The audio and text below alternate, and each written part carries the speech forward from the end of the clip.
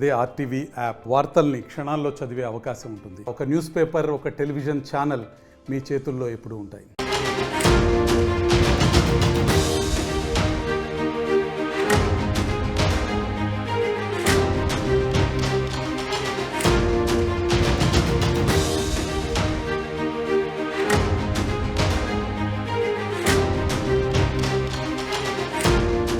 తెలంగాణలో రుణమాఫీపై మంత్రి తుమ్మల మరోసారి క్లారిటీ ఇచ్చారు.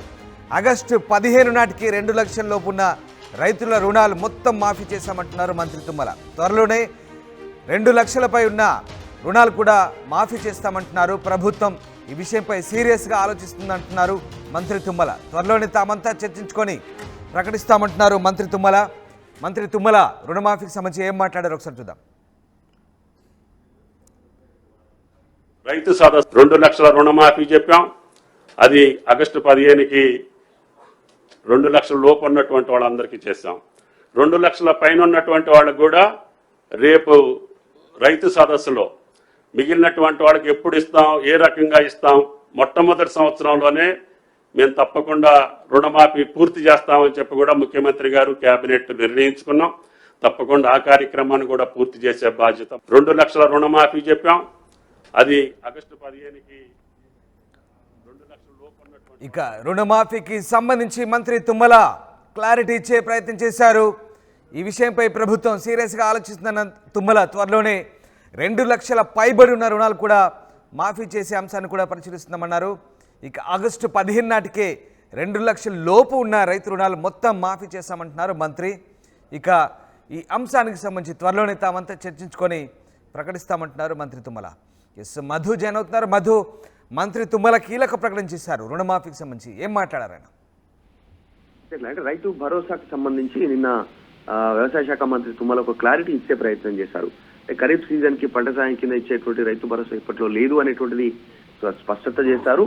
కాకపోతే వచ్చే సీజన్ రబీకి రైతు భరోసా సాయం కింద ఇచ్చేటువంటి పెట్టుబడి గతంలో ఏదైతే కాంగ్రెస్ ప్రతిపక్షంలో ఇచ్చినటువంటి హామీ ఎకరాకి 7,500 ఒకసారి, మరొకసారి 7,500 అంటే సంవత్సరానికి 2 సార్లు పెట్టుబడి సాయం ఇవ్వడానికి 2 పంటలకు, ఒకసారికి ఖరీఫ్ కి మరొకసారికి రబీకి ఇవ్వడానికి రాష్ట్ర ప్రభుత్వం సిద్ధంగా ఉందని చెప్పారు. అయితే కేబినెట్ సబ్ కమిటీ వేశారు. దీంట్లో కేబినెట్ సబ్ కమిటీలో చైర్మన్ గా బట్టి విక్రమార్క ఉన్నారు, ఉప ముఖ్యమంత్రి.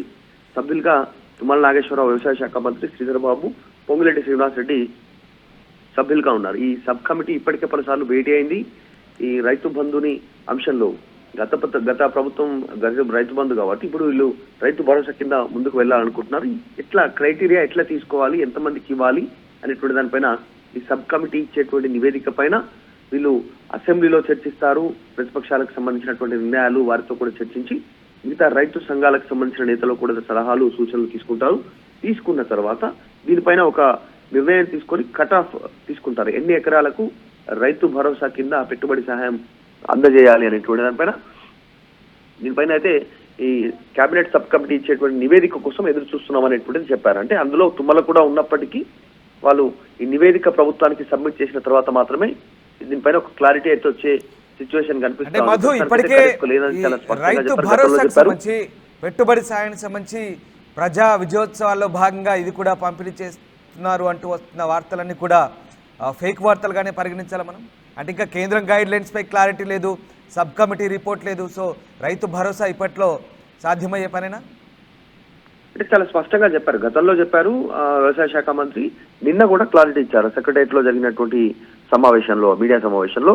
ఇప్పట్లో లేదు, సబ్ కమిటీ నివేదిక తర్వాత మాత్రమే దీనిపైన నిర్ణయం తీసుకుంటామన్నారు.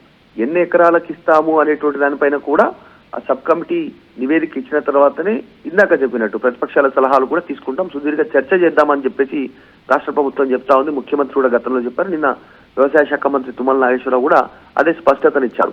దీనిపైన చర్చించి నిర్ణయం తీసుకున్న తర్వాత ఇప్పుడు ట్యాక్స్ కట్టే వాళ్ళు ఎవరు, ప్రభుత్వ ఉద్యోగులు ఎవరు పై స్థాయిలో, తర్వాత రాజకీయ పార్టీ నేతలు, ఇన్కమ్ ట్యాక్స్ కట్టేటువంటి వాళ్ళు, జిఎస్టీ ఫైల్ చేసేటువంటి వాళ్ళు, వీళ్ళు ఎవరికి ఇవ్వాలి, ఏ స్థాయికి ఇవ్వాలి, ఒకవేళ ఇస్తే ఎన్ని ఎకరాల వరకు రైతు భరోసా కింద పెట్టుబడి సాయం ఇవ్వాలి, అది పూర్తి స్థాయిలో పంట పండించేటువంటి ఎకరాలకే ఇవ్వాలా.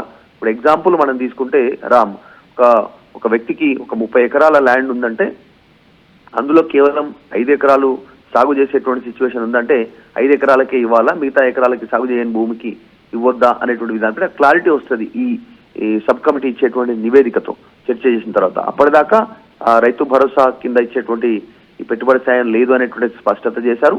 కాకపోతే వచ్చేటువంటి సంక్రాంతి వరకు కొత్త సన్న బియ్యం ఇస్తామనేటువంటిది ఒక ప్రకటన చేశారు. నేను సంక్రాంతి నుంచి అందరు రైతులందరికీ రేషన్ కార్డు ఉన్నటువంటి వాళ్ళందరికీ సన్న బియ్యం పంపిణీ చేయబోతా ఉన్నాము రేషన్ షాప్ల ద్వారా అనేటువంటి ఒక ప్రకటన చేశారు. దీనిపైన చాలా స్పష్టతతో చెప్పారు. సబ్ కమిటీ నివేదిక తర్వాతనే దీనిపైన ఒక నిర్ణయం తీసుకుంటామని. Right, yes, thank you Madhu. So రైతు భరోసాకు సంబంధించి మంత్రి తుమ్మల క్లారిటీ ఇచ్చారు. రైతు భరోసా సబ్ కమిటీ నివేదిక రాగానే రైతులకు అందిస్తామంటున్నారు. జూన్లో ఈ నివేదిక రావాల్సి ఉన్నా ఇప్పటికీ రాలేదని, కేంద్రం గైడ్లైన్స్లో కూడా మార్పులు చేయాలని కోరుతున్నామని, ఇక 2 లక్షలకు పైబడ్డ వాళ్ళకు కూడా రుణమాఫీపై త్వరలోనే ప్రకటన చేస్తామని మంత్రి తుమ్మల చెప్తున్నారు. ఈ ఏడాది వరి సాగులో తెలంగాణ టాప్ స్థానంలో నిలిచిందన్న మంత్రి తుమ్మల 1.5 లక్షల ఎకరాల దిగుబడితో పంజాబ్ రాష్ట్రాన్ని వెనక్కి నెట్టామన్నారు. గతంలో 41 లక్షల ఎకరాలు ఉన్న ధాన్యం ఈ ఏడాది 21 లక్షలకు పడిపోయిందని పేర్కొన్నారు. మొత్తం మీద తెలంగాణ రాష్ట్రంలో సన్నధాన్యం దిగుబడి పెరిగిందని, దేశవ్యాప్తంగా సన్నధాన్యానికి డిమాండ్ పెరిగిందన్నారు. సో దొడ్డు ధాన్యం దిగుబడి పడిపోయింది, సన్నధాన్యం దిగుబడి పెరిగిందంటున్నారు. 25 జిల్లాల్లో ధాన్యం కొనుగోలు జరుగుతున్నాయన్నారు.